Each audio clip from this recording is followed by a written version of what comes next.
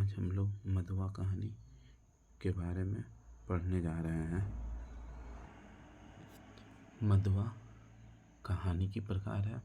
इसके लेखक जयशंकर प्रसाद हैं। जयशंकर प्रसाद का जन्म 1889 ईस्वी को काशी के प्रसिद्ध सुगनी साहू परिवार में हुआ था। वह जब 12 वर्ष के थे तो उनकी पिता की मृत्यु हो गई थी। 15 वर्ष की उम्र में उनकी माता का भी निधन हो गया था। 2 पत्नी के आकस्मिक गुजर जाने के कारण उनका तीसरा ब्याह रचना पड़ा था। इनका निधन 1937 ईस्वी में हुआ था। इनकी मुख्य कृतियाँ चित्राधार, प्रेम पथिक, आंसू की लहर ये सभी काव्य हैं। और इनका प्रमुख उपन्यास इरावती है। इंद्रजाल कहानी संग्रह है। प्रसाद जी ने प्रेमचंद्र के समांतर कुछ कहानियाँ भी लिखी। इसमें मधुआ कहानी में मधुआ नामक बच्चे के आ जाने से शराबी के जीवन में सुधारता दिखाई देती है। कहानी का आरंभ होता है, आज 7 दिन हो गए पीने को कुछ छुआ तक नहीं। आज 7वां दिन है सरकार, ऐसा शराबी ठाकुर सरदार सिंह से कहता है। ठाकुर सरदार सिंह जो अपने पुत्र के पास लखनऊ आए हुए हैं, वे कहते हैं तुम झूठ बोल रहे हो, अभी तो वो तुम्हारे कपड़े से महक आ रही है। इसमें मधुआ बोलता है, ये महक एक दिन अंधेरे में मैं शराब उड़ेल रहा था और ये हमारे कपड़े में गिर जाने के कारण अभी तक इसकी महक है ही। ठाकुर सरदार सिंह लखनऊ में जहाँ लड़का पढ़ता था वहाँ आए हुए थे। उन्हें कहानी सुनने का चस्का था, इसलिए वह रात को दोपहर में कभी कभी शराबी को बुला लच्छीदार कहानी सुनाने को कहते थे, जिससे ठाकुर का मनोविनोद हुआ कर। शराबी के आने पर उनसे पूछा जाता है कि आज तो तुम पियोगे बहुत, तो उसमें कहते हैं हाँ सरदार जरूर। वो बताता है कि 7 दिन से एक बूंद भी गला में उतरा नहीं है और पराठे वाले के यहाँ पहुँच के वह आज धीरे धीरे खाता रहा और खुद को सेकता रहा, क्योंकि ठंडी का बहुत अधिक समय था। फिर वो गोमती नदी के किनारे चला गया।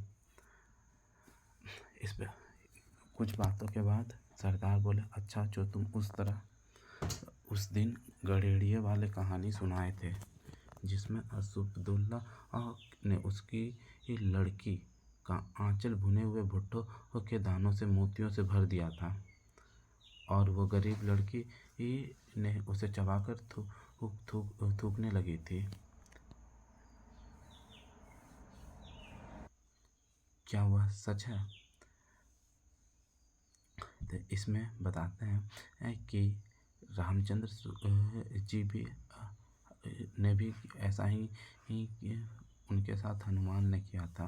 वो भी मोती को फेंकने लगे थे मारने वाले। ठाकुर इस बात को हंसने लगते हैं और ठाकुर कहते हैं ऐसे ही लच्छीदार कहानी सुनाने के लिए। और उसके पहले वो दर्द भरा कहानी सुनाया था शराबी। जो कहानी सुनाया था उनके नाम थे शहजादों के दुखड़े, रंगमहल की अभागिनी बेगम का निष्फल प्रेम।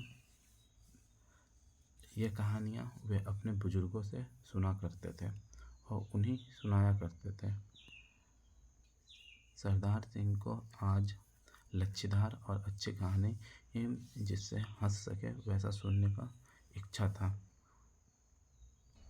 रात अधिक होने के कारण और ठंडी होने के कारण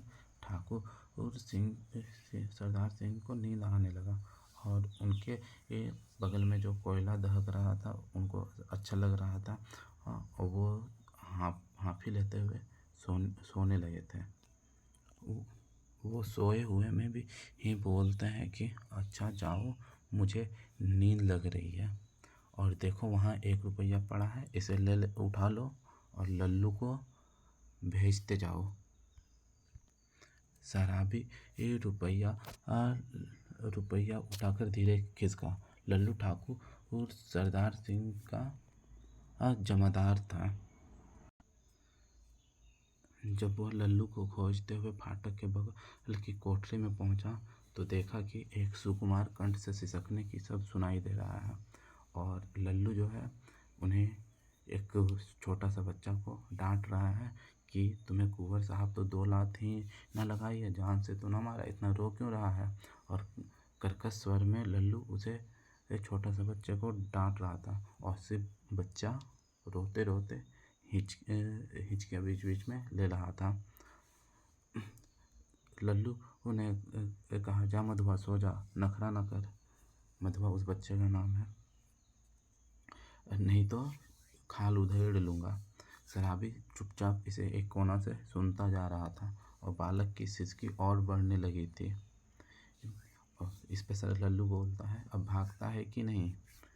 भयभीत बालक बाहर चला गया। शराबी ने उसके छोटे से गोरे मुंह को देखा और उसके आंसू की बूंदें ढलक रही थी। रात के 10 बज रहे थे, कड़ाके की सर्दी थी। शराबी की मौन ने उस छोटे से बच्चे को हृदय से स्वीकार कर लिया था, इसलिए वो उन्हें कुछ हस्तक्षेप नहीं किया।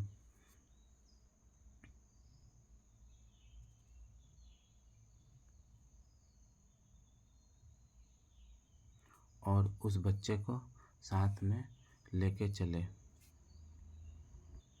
रास्ते में जब शराबी ने पूछा कि तुम रोते क्यों हो, तो उसमें वो बताता है कि मैं दिन भर से कुछ खाया नहीं है। और तो इसमें शराबी बोलते हैं, इतने बड़े अमीर आदमी के यहाँ रहते हो और तुम्हें खाने को नहीं मिलता। तो इसमें मधुआ बताता है कि मैं यही बोलने जमादार के पास गया था, अब मार तो रोज़ ही खाता हूँ, लेकिन आज खाने को भी नहीं मिला था। कुंवर साहब का मैं ओवरकोट लिए खेल के मैदान में 7 बजे तक रहा। 7 बजे लौटने के बाद 9 बज गए। कुछ कुछ काम करता रहा, रोटी बनती तो कैसे, इस कारण से मुझे कुछ खाने को नहीं मिला। शराबी उसका हाथ पकड़कर घसीटता हुआ गली से अपना एक कोठरी खोला और अपने घर के अंदर ले आया और टटोलते हुए एक कंबल के अंदर से पराठा का टुकड़ा निकाला और बोला, इसे तू चबा, हम तब तक तेरे लिए खाने को कुछ लाते हैं। ऐसा शराबी ने बच्चे को कहा। शराबी गली से बाहर भागा तो उसके हाथ में 1 रुपया था। वह सोच रहा था, 12 पैसे के देसी आधा ले लूँगा और 2-4 पैसे के चाय पकौड़ी ले लूँगा, या फिर मांस के बारे में लेने को सोच रहा था। फिर उसे मधुआ की याद आई और वे अचानक से मिठाई की दुकान चला गया और वहाँ शराब आधा ये सब भूलकर मिठाई खरीदने लगा। और आज वो पूरे 1 रुपये का मिठाई, पूड़ी, नमकीन खरीद के ले आया। घर जल्दी पहुंचने के लिए वह एक तरह से दौड़ने लगा और लाके बच्चे के पास रख दिया और बच्चे उसकी सुगंध से मुस्कुराने लगे। इसमें शराबी ने कहा, ले ठूस कर खा ले, और फिर रोया, हाँ तो अब पीटूंगा। दोनों ने बहुत दिन पर मिलने वाले 2 मित्रों की तरह बैठकर भरपेट खाया।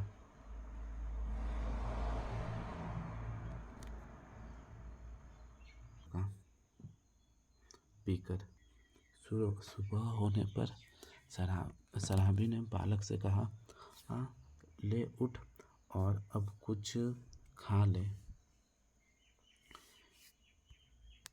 बच्चे ने हंसकर कहा कि मैं अभी मुंह हाथ कुछ धोया नहीं, सुबह सुबह खा कैसे लूँ। शराबी ने उसे घर से चले जाने के बारे में बोला, तो बालक ने बोला, मैं घर छोड़ के अब कहाँ जाऊँगा। तो इस पे शराबी सोचता है कि अब मैं ही यहाँ से निकल जाऊँ। और यह सब सोचता हुआ शराबी ही गोमती नदी के किनारे में पहुँच जाता है। वह गोमती के किनारे चुपचाप धारा को देख रहा था। अचानक एक भले आदमी की पुकार आती है कि तुम इतने दिन से कहाँ थे। उस व्यक्ति ने फिर से कहा कि मैं तुम्ही से कह रहा हूँ। इसके बाद उस व्यक्ति गोमती नदी में स्नान करते हुए बोलता है कि जो तुमने अपनी सांड धरने की कल, अर्थात किसी भी औजार चाकू छुरी को पजाने वाला जो मशीन है, जो मेरे घर में फेंक दिए हो, वो मेरे कोठरी से ले जाओ, क्योंकि मेरे कोठरी में रखने का जगह नहीं है और मैं 2 रुपया कोठरी का किराया देता हूँ और मेरे सामान ही रखने का जगह नहीं होता है।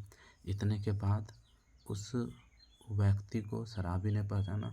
ओ राम जी, तुम हो भाई, मैं भूल ही गया था। फिर शराबी ने सोचा, आज उस सांड धरने की कल को ले ही आऊँगा, इससे मेरे और उस बच्चे के कुछ दिनों का काम चल जाएगा।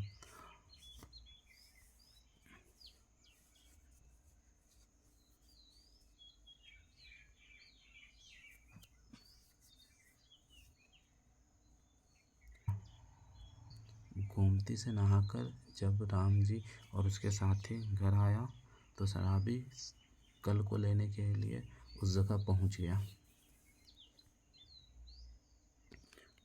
बहुत दिनों बाद उसे ये सांड ढोने वाली कल को ढोना पड़ रहा है और वो इसे कोठरी में पहुंचकर चुपचाप देखता जा रहा है। पहले वह उस सांड को बेचने का सोच रहा था, लेकिन मधुआ के यहाँ से ना जाने के बाद वह मधुआ से पूछता है, तब तो तुम्हें हमारे साथ कुछ काम करना पड़ेगा। तो इसमें वो काम करने को तैयार हो जाता है। मधुआ बताता है कि तुम जो काम कहो मैं वो काम करूँगा, लेकिन मैं सरदार सिंह के यहाँ नहीं जाऊँगा। इसमें शराबी ने कहा, अच्छा तब मेरे साथ तुम्हें घूमना पड़ेगा और कल जो लाया हूँ उसमें सांड देने मैं सिखाऊँगा, यानी कि औजार को पजाने सिखाऊँगा। चाहते हुए शराबी ने बोला, तुम्हारा नाम क्या है? तो इसमें ये बताता है कि मेरा नाम माधव है और मेरे माता पिता पहले ही मर चुके हैं, जिस कारण से मैं अनाथ हूँ। फिर शराबी ने सभी लकड़ी को इकट्ठा कर एक गट्टर बनाया और बोला, तू कौन सा बोझ उठाएगा? कल यह लकड़ी का, और वे जो है लकड़ी का गठरी को उठाकर चलना शुरू कर दिया काम पे। इस प्रकार से बच्चे के आ जाने पर शराबी के जीवन में सुधार हुई। कुछ महत्वपूर्ण MCQ क्वेश्चन। पहला क्वेश्चन, शराबी ने शराब को कितने दिनों से नहीं पिया था? उत्तर, 7 दिनों से नहीं पिया था। दूसरा क्वेश्चन, ठाकुर सरदार सिंह ने शराबी को कितने रुपये दिए? 1 रुपये दिए। ठाकुर के जमादार का क्या नाम था? उत्तर, लालू। शराबी को फटे कंबल के नीचे से क्या मिला? उत्तर, एक पराठे का टुकड़ा। शराबी किस नदी के तट पर गया था? गोमती। रामजी कौन थे? शराबी का साथी। रामजी कितने रुपये का किराया देता था? 2 रुपया। शराब ना पीने का सौगंध किसे लेने पड़ी? शराबी को। जयशंकर प्रसाद द्वारा मधुआ कहानी में किसके बारे में बताया गया है? शराबी के हृदय परिवर्तन के विषय में। इस प्रकार ये कहानी समाप्त होता है।